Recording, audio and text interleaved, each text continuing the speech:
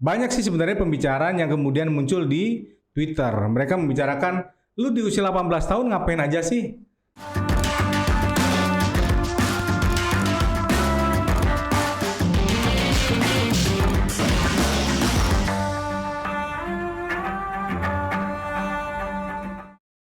Halo, ketemu lagi dengan saya Ferry Junedi dalam Ruang Bedah Kasus, Ruang BK Bang VJ. Kita ketemu lagi hari ini, kita bahas yang sedang lagi rame di lini masa. Trending topik soal 18 tahun. Ada apa dengan usia 18 tahun?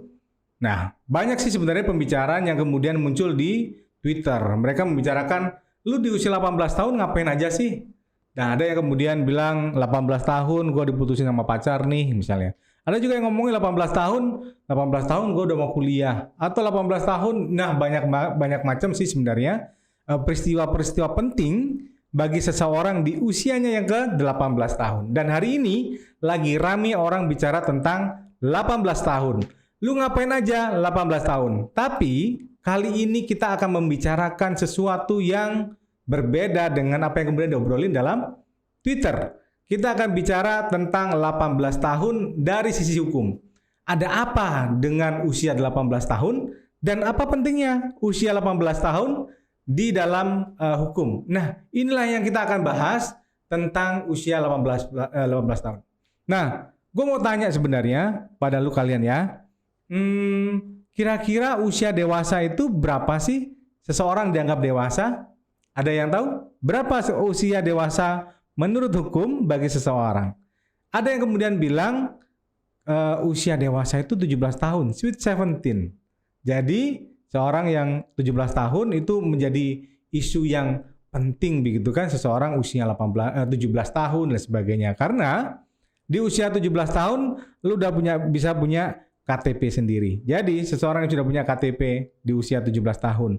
Dan juga kalau kita bicara soal pemilu, maka di usia 17 tahun atau sudah pernah kawin, maka dia bisa menggunakan hak pilihnya di dalam pemilu. Apalagi sekarang lagi musim pilkada ya, 270 daerah sedang pilkada, maka kalian yang sudah berusia 17 tahun bisa menggunakan hak pilihnya. Tapi kalau kita bicara soal usia dewasa, ternyata usia dewasa itu bukan 17 tahun loh, tapi sama dengan yang kemudian lagi trending hari ini. Jadi ada apa dengan 18 tahun? Jadi secara hukum usia 18 tahun itu adalah usia dewasa bagi seseorang. Nah, apa dasarnya kalau mengatakan usia 18 tahun itu merupakan usia dewasa? Memang ada banyak perdebatan. Ada beberapa perdebatan yang kemudian mengatakan berapa seseorang usianya yang dikatakan usia dewasa. Misalnya begini, ada di dalam KUH Perdata, itu ada pasal 330 menyebutkan bahwa seseorang usia dewasa itu pada usia 21 tahun atau sudah pernah kawin. Jadi seseorang dikatakan dewasa kalau dia sudah berusia 21 tahun. Akan tetapi ada banyak kebijakan, ada banyak peraturan perundang-undangan yang justru menyebutkan usia dewasa seseorang itu adalah usia 18 tahun atau sudah pernah kawin. Jadi kalau menurut undang-undang usia 18 tahun itu adalah usia dewasa bagi seseorang. Nah, coba kita cek ya. Misalnya ada jurisprudensi Mahkamah Agung nomor 477 13 Oktober tahun 1976. Itu menyebutkan bahwa seseorang dikatakan dewasa itu kalau sudah berusia 18 tahun. Nah, selain itu dalam Undang-Undang Perkawinan 174 tahun 1974 misalnya di pasal 50 ayat 1 juga menyebutkan seseorang dikatakan dewasa ketika dia berusia 18 tahun. Ini juga berlaku di beberapa regulasi ya. Misalnya kalau mau tracking lebih lanjut ada beberapa undang-undang kebijakan yang menyebutkan usia dewasa seseorang itu di usia 18 tahun.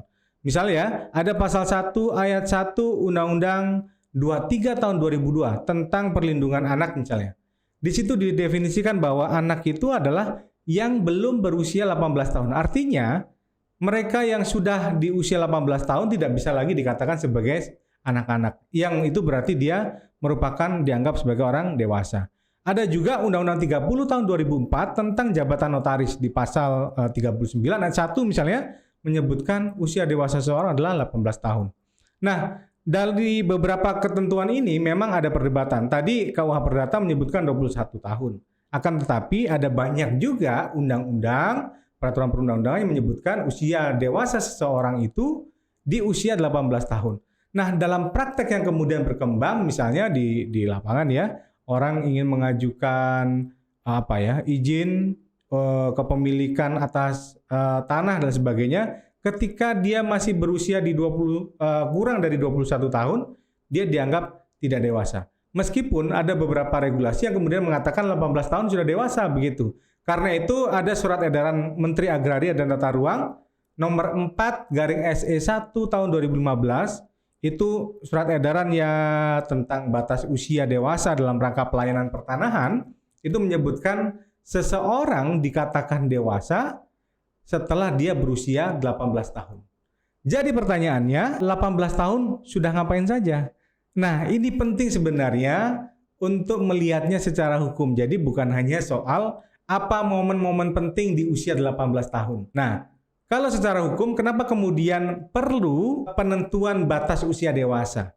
Karena ini bukan soal momen-momen penting dalam hidup, tapi ini menentukan seorang itu bisa melakukan perbuatan hukum sendiri. Seseorang itu dianggap sebagai subjek hukum yang dia bisa melakukan sebuah tindakan hukum atau perbuatan hukum. Misalnya begini, kalau sudah seseorang itu berusia 18 tahun atau dianggap dewasa, maka dia bisa melakukan beberapa perbuatan hukum. Misalnya ya, membuat perjanjian dengan pihak lain tanpa kemudian diwakilkan oleh orang tua misalnya, atau pengampu. Di usia 18 tahun atau di usia dewasa, seseorang juga bisa melakukan jual beli, melakukan peminjaman, jaminan terhadap misalnya barang. Misalnya memiliki tanah, dijaminkan ke bank dan sebagainya. Di usia 18 tahun, seseorang sudah bisa melakukan perbuatan hukum itu. Atau misalnya di usia 18 tahun sudah bisa membuat yayasan, jadi pendiri yayasan dan sebagainya. Atau bahkan di usia 18 tahun, seseorang juga bisa menjadi pemegang saham di sebuah perusahaan.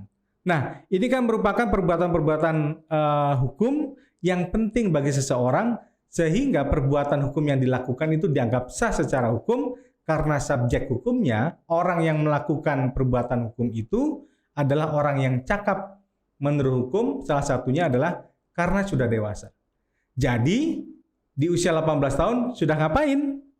Yuk cek 18 tahun momen penting sebagai seorang yang dewasa yang dapat melakukan perbuatan hukum dan dianggap sebagai subjek hukum.